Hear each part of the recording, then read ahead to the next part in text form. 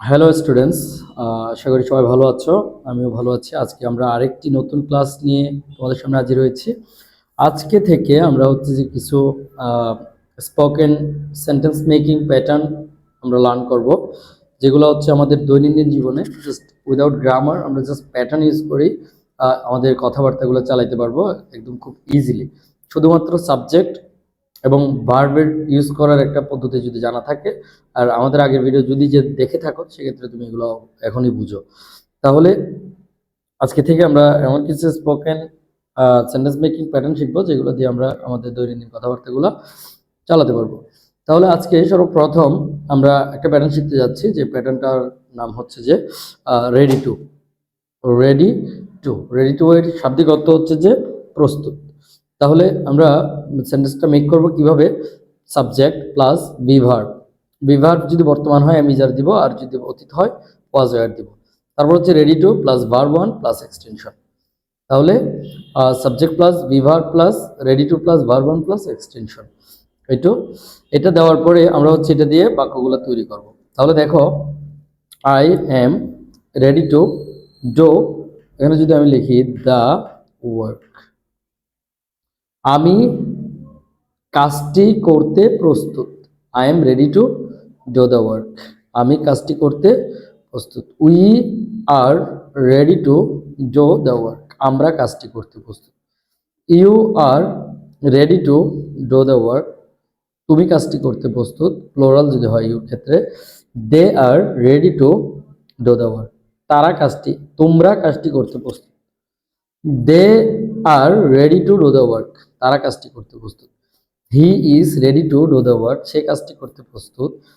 She is ready to do the work, সে কাজটি করতে প্রস্তুত। It is ready to do the work, ইহা কাজটি করতে প্রস্তুত। Rana is ready to do the work, Rana কাজটি করতে প্রস্তুত। My friend is ready to do the work, আমার বন্ধু কাজটি করতে প্রস্তুত। তাহলে শুধুমাত্র রেডি টু, এরপরে ভার্ব চেঞ্জ করে দেখো আমরা আরো অনেক বাক্য তৈরি করতে পারি। আমি শুধু প্রথম এটা দিয়ে বলি, তোমরা মেকিং করে নিবা সেন্টেন্সগুলো। তাহলে দেখো, I am ready to go to school, আমি স্কুলে যেতে প্রস্তুত। I am ready to go to college, আমি কলেজে যেতে প্রস্তুত। I am ready to learn English বলতে পারি। তারপরে দেখো 3 নম্বর ভার্বে, আই এম রেডি টু ইট, আমি খেতে প্রস্তুত। I am ready to swim, আমি সাঁতার কাটতে প্রস্তুত। I am ready to run, আমি দৌড়াতে প্রস্তুত। I am ready to read, আমি পড়তে প্রস্তুত। I am ready to right, আমি লিখতে প্রস্তুত। I am ready to speak, আমি কথা বলতে প্রস্তুত। I am ready to teach, আমি শেখাতে প্রস্তুত। I am ready to learn, আমি শিখতে প্রস্তুত। I am ready to find, আমি খুঁজতে প্রস্তুত। I am ready to help, আমি সাহায্য করতে প্রস্তুত।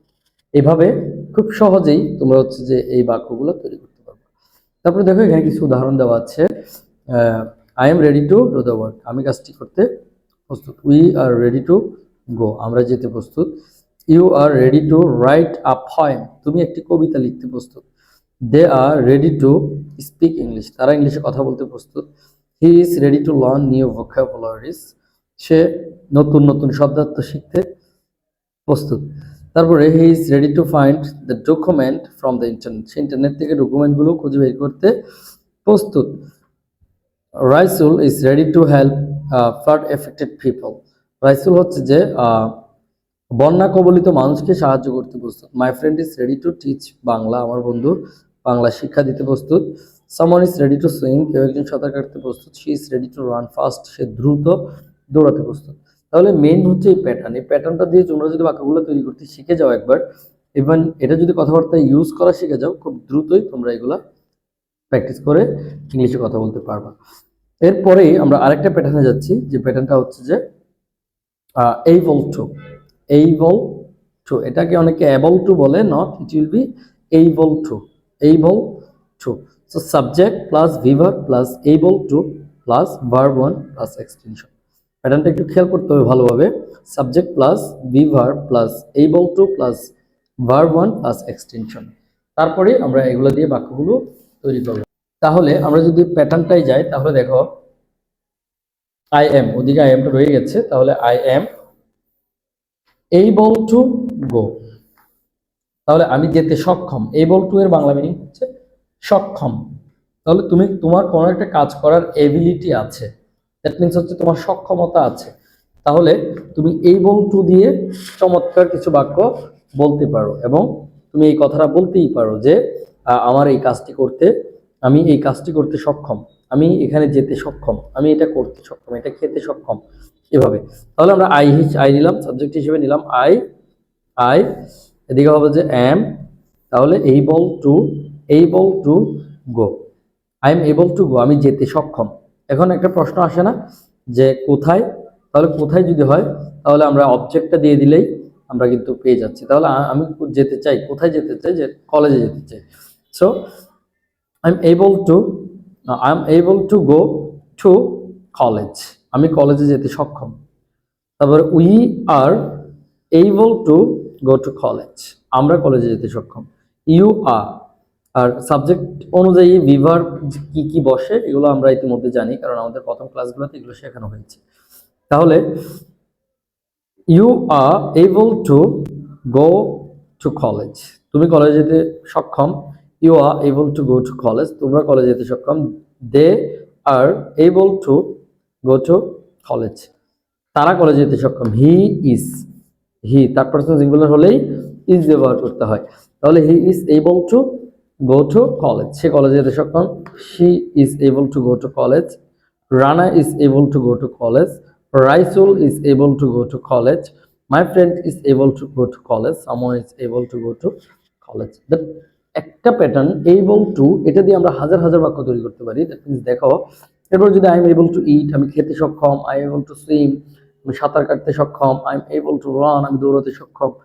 I am able to read, আমি পড়তে সক্ষম। I am able to right, আমি লিখতে সক্ষম। I am able to speak, আমি কথা বলতে সক্ষম। I am able to teach, আমি শেখাতে সক্ষম। I am able to run, আমি আমি শিখতে সক্ষম। I am able to find, আমি খুঁজতে সক্ষম। I am able to help, আমি সাহায্য করতে সক্ষম। এখন এটা যখন পজিটিভ জানছো, তখন তোমার কখনো কখনো এরকম বলতেই হইতে পারে সেকেন্ড পার্সনকে যে তুমি এটা করতে সক্ষম না, তখন তোমরা কিভাবে করবা? এম ইজ আর এর পরে জাস্ট নট এর ব্যবহার করবা। তাহলে I am not able to গো, আমি যেতে সক্ষম না।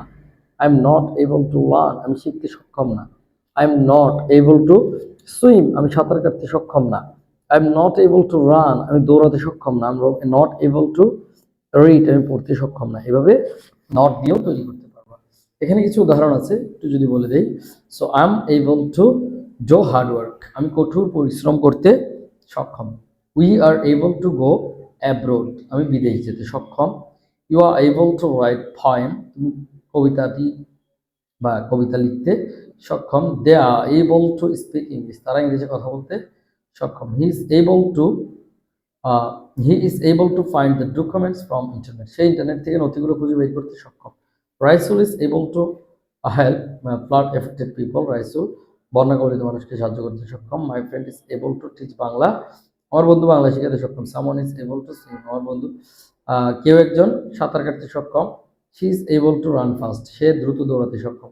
Someone is able to go there, কেউ একজন সেখানে যেতে সক্ষম। এভাবে আমরা চাইলে এই ছোট ছোট প্যাটার্নগুলো ব্যবহার করে আমাদের দৈনন্দিন প্রয়োজনীয় বাক্যগুলো আমরা বলতে পারি, ব্যবহার করতে পারি এবং আমাদের ইংলিশে কথা বলার জার্নিতে আমরা একদম এগিয়ে যেতে পারি। তাহলে এই আজকের ক্লাসে এই দুইটা প্যাটার্ন তোমরা ভালোভাবে প্র্যাকটিস করো এবং বাক্য খাতায় লিখে প্র্যাকটিস করার চেষ্টা করো। এখন কেউ যদি আবার এটা দিয়ে প্রশ্ন করতে চাও, তখনও কিন্তু তোমাদের জন্য একটা সহজ ওয়ে, যেটা হচ্ছে তোমরা হচ্ছে যে এখানে যে ভিভার্ব, এটাকে জাস্ট আগে নিয়ে গেলে হবে। তো সাবজেক্টের আগে যদি ভিভার্বকে বসাও, তখন এটা আবার ইন্টারোগেটিভ হয়। যেমন আমি যদি বলতে চাই যে তুমি কি সাঁতার কাটতে সক্ষম, তখন আমাকে বলতে হবে are you able to swim, তুমি কি সাঁতার কাটতে সক্ষম। অর্থাৎ এই যে ভিভার্ব, এটা চলে যাবে সাবজেক্টের আগে। তাহলে আর যখন আগে চলে যাবে, are you able to swim, তুমি কি সাঁতার কাটতে সক্ষম।